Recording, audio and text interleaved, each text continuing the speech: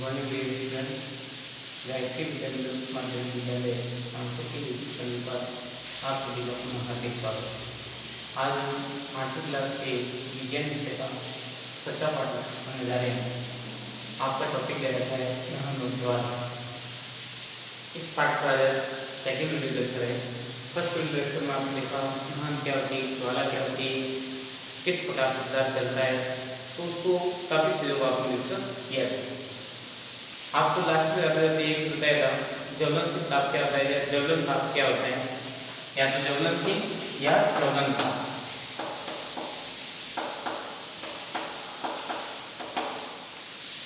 तो आपको बताया था जिस तापमान पर कोई पदार्थ जब जलना या दहन होना शुरू हो जाता है उस तापमान को हम क्या बोलते हैं, ज्वलनशील ताप कहते हैं। अब अलग अलग पदार्थों का ज्वलनशील टेम्परेचर क्या होता है, अलग अलग होता है। बेसिकली कोई पदार्थ नॉर्मल कंडीशन में जलता है, परंतु जलने के लिए वो क्या चाहिए, डायरेक्ट उष्मा की रिक्वायरमेंट होती है। क्या चाहिए, उष्मा चाहिए। उष्मा किस प्रकार से उत्पन्न होती है, या तो आग द्वारा या फोटोसिंथेसिस क्रिया द्वारा, या फिर आप इलेक्ट्रिकल प्रोसेस के अकॉर्डिंग आप उष्मा प्राप्त करते हैं। ज्वलनशील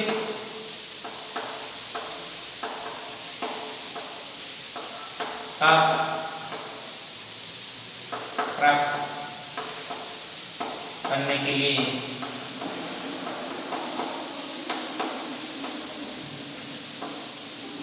उष्मा की आवश्यकता होती है।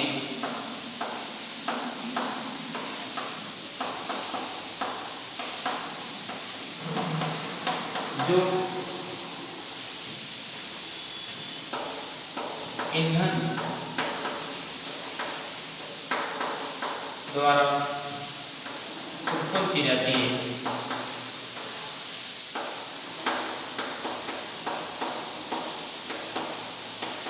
ईंधन द्वारा क्या की जाती है, उत्पन्न की जाती है।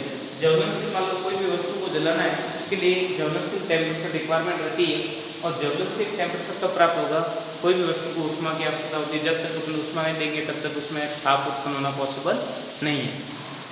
तो अब उष्मा उत्पन्न करने के लिए कोई पदार्थ ईंधन को आप जलाओगे, जलाने के लिए आप सनलाइट में रख सकते हो पदार्थ को, या विद्युत की माध्यम से उसको आप पदार्थ को जला सकते हो, या लकड़ी वकड़ी को आप जला सकते हो। अब जलाने के लिए सबसे पहले उष्मा उत्पन्न करने के लिए क्या चाहिए, घर्षण चाहिए। बेसिकली आप देखते हैं पुराने ज़माने में लकड़ी से आग उत्पन्न की थी, दो पत्थरों को रगड़ के घिस के टकरा के फिर बाद में आग उत्पन्न करने का प्रोसेस आपने देखा होगा। पुराने ज़माने में प्राचीन लोग, आदिवासी लोग आग उत्पन्न करने के लिए लकड़ी तथा कई प्रकार के ऐसे पत्थरों को आपस में टकराए और टकराने के बाद में आग उत्पन्न की। परंतु वर्तमान समय में देखते अपने आग उत्पन्न करने के लिए कई प्रकार के इलेक्ट्रिकल उपकरण भी उपस्थित हैं। और देखें तो आपको डायरेक्ट हर स्थान पे नॉर्मल छोटे स्तर पे भी आपको देखें तो माचिस के रूप में माचिस की डिब्बी मिलती है, जो रगड़ने पर आग उत्पन्न हो जाती है।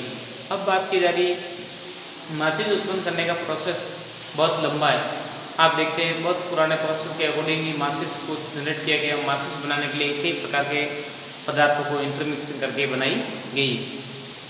आप देखते हैं माचिस के लिए एंटी ट्राइसल्फाइड, पोटेशियम क्लोराइड व सफेद फास्फोरस, गोंद तथा स्टार्च को इंटरमिक्सिंग करके लुगदी बना के लकड़ी पे लगाया जाता है। आप देखते हैं ना, माचिस होती है डिब्बी,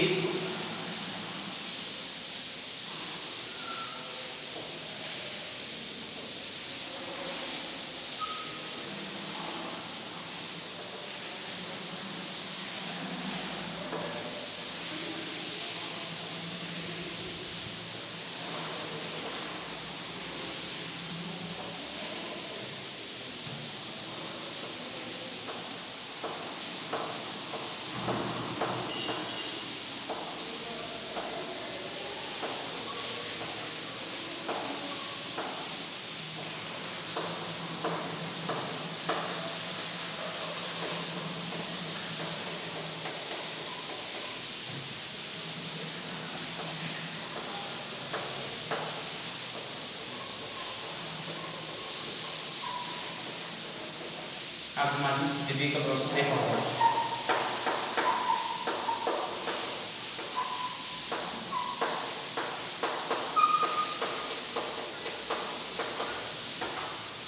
तो आप देखते हैं इसमें जो ये स्टिक्स होती है, छोटी छोटी क्या तिल्लियां होती है, तिल्ली कैसे होती है, किसके बने होती है? तिल्ली बनाने के लिए तिल्ली के ऊपर का जो ये मटेरियल होता है उसको जनरेट करने के लिए ये तो होती लकड़ी, और इसके ऊपर होता है पदार्थों का मिक्स कर रखा हुआ एक मिश्रण होता है जो भिन्न पदार्थों का बना होता है। ये आप देखते हैं इसको निर्मित करने के लिए इसमें आप लेते हैं क्या, एंटीमनी,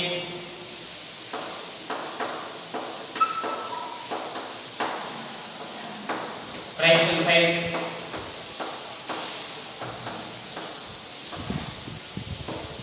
प्लस लाल फास्फोरस, सफेद फास्फोरस, श्वेत फास्फोरस, साथ में अपन मिलाते हैं पोटेशियम क्लोराइड,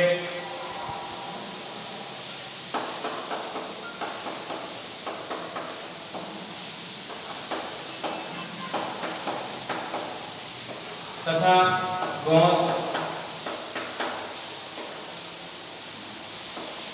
व साथ में मिलाते थोड़ी बहुत मात्रा में क्या, स्टार्च। इन पदार्थों को सभी को इंटरमिक्सिंग करके इतने पदार्थों को आपस में मिलाते हैं, मिलाने के बाद क्या करते हैं, पेस्ट बनाते हैं, और पेस्ट को फिर बाद में इस स्टिक पे क्या लगा देते हैं, लगा देते हैं।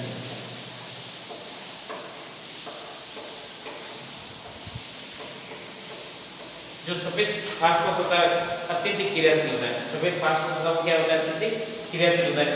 और आप ये देखते हो पार्टीशन रगड़ने के लिए जो सतह होती है वो किसकी बनी होती है, इसको बनाने के लिए आप कहते हैं कांच का सुरण, कांच का सुरण, और साथ में लाल फास्फोरस, लाल फास्फोरस, इसको इसकी बाहरी सतह पर क्या किया जाता है, लेप किया जाता है। और जैसे ही आप इस स्टिक्स को रगड़ते हैं, सतह पर क्या करते हैं, रगड़ते हैं, रगड़ने पर श्वेत फास्फोरस और लाल फास्फोरस और कांच ये आपस में इंटरमिक्सिंग रिएक्शन करते हैं और क्या होती है, ज्वाला उत्पन्न होती है, और ज्वाला उत्पन्न होती है आप देखते हो आग लगना क्या हो जाती है, शुरू हो जाती है। तो इसका प्रोसेस आपको माचिस के बारे में पूछे, माचिस किसकी बनी होती है, तो इसके बारे में आपको बेसिक ज्ञान होने से बताएं, माचिस बनने का प्रोसेस किस प्रकार से माचिस जनरेट की जाती है, तो इसके बारे में आपको बताएंगे। तो माचिस बनाने के लिए कौन कौन सामग्री की रिक्वायरमेंट होती है, माचिस की सतह किसकी बनी होती है, तो ये बेसिक 3-4 लाइनें दे रखी है, इसको आपको दिमाग में रहे, समझ में आना चाहिए, मतलब किसकी माचिस बना रखी होती है और क्या काम करती है। तो इनके मध्य उष्मा उत्पन्न करने के लिए घर्षण करते हैं, और घर्षण के माध्यम से रगड़ उत्पन्न होती है, और जिसके द्वारा क्या होती है, उष्मा मुक्त होती है और आग लगना शुरू हो जाती है, ज्वाला उत्पन्न होती है। तो अपन देखते हैं कि कुछ पदार्थ अलग अलग पदार्थ होते हैं और उनकी ज्वलनशीलता अलग अलग पदार्थ की अलग अलग होती है, और अलग अलग टाइम पे वो क्या होते हैं, जलते हैं। आपने देखा होगा जैसे तेल है, पानी है, केरोसिन है, एलपीजी है, इनको सभी को आप जलाने का प्रयास करोगे तो सबसे पहले कौन जलेगा, क्या पानी जलता है, नहीं जलता है, क्योंकि पानी का ज्वलनशील ताप बहुत कम है, बहुत मतलब 0 डिग्री है ही नहीं, कभी वो जलने वाला है ही नहीं। और तेल की बात करेंगे, तेल को आपने कभी बार देखा होगा, घर पे खाना बनाते हैं मम्मी, खाना बनाते हो सरसों के तेल में क्या पात्र अत्यधिक गर्म हो जाता है, तो डायरेक्ट आप उसमें डालते हैं तो क्या पकड़ता है, आग पकड़ता है।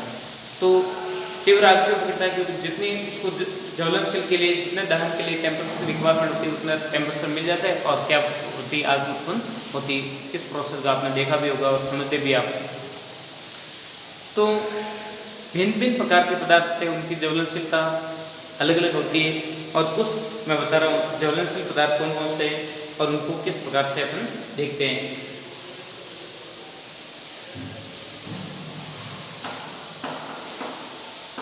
ज्वलनशीलता,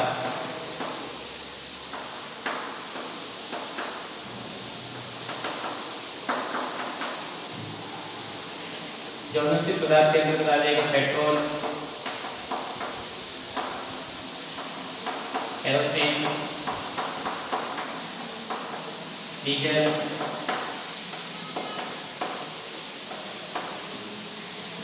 एलपीजी, सीएनजी, तेल, अल्कोहल,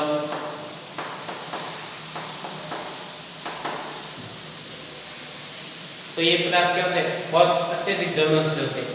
थोड़ा सा इनको आप गर्म करोगे और जल्दी से क्या लगेगा, 1 सेकंड में आग को लेकर विस्फोट हो जाता है। तो ये पदार्थ क्या कहलाता है, आपके ज्वलनशील पदार्थ के अंदर आते हैं। इनको कम तापमान देने पर भी अपन इसको क्या कर सकते हैं, जला सकते हैं, और थोड़ा सा तापमान देके भी आग उत्पन्न हो जाती है और देखते देखते क्या हो जाता है, विस्फोट।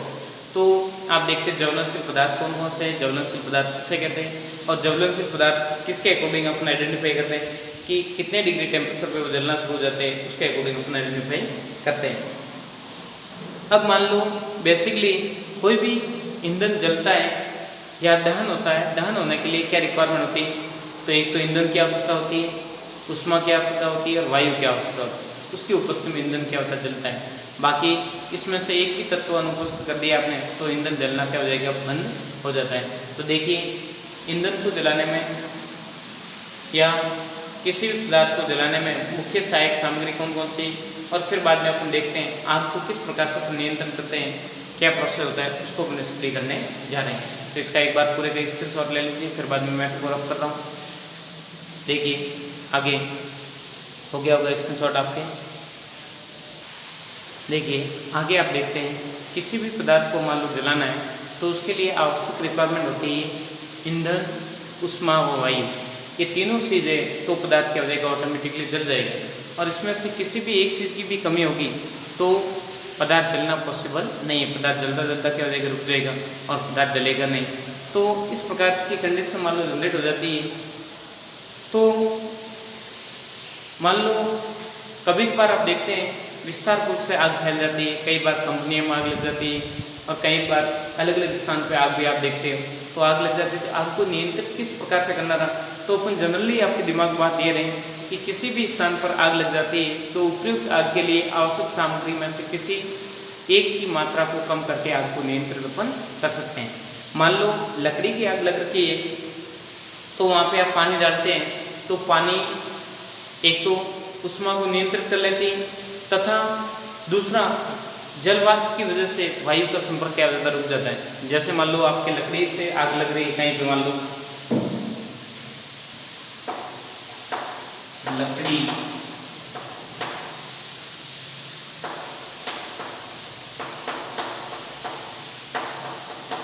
ये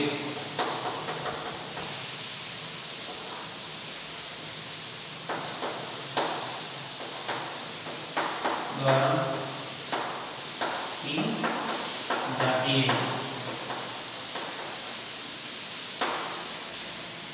जल द्वारा नियंत्रित कर लेते हैं क्योंकि जल से एक तो तापमान क्या रहता है, डिग्री रहता है।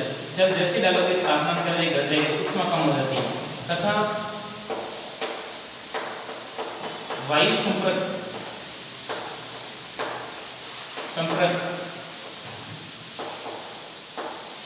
जल वाष्प द्वारा टूट जाता है।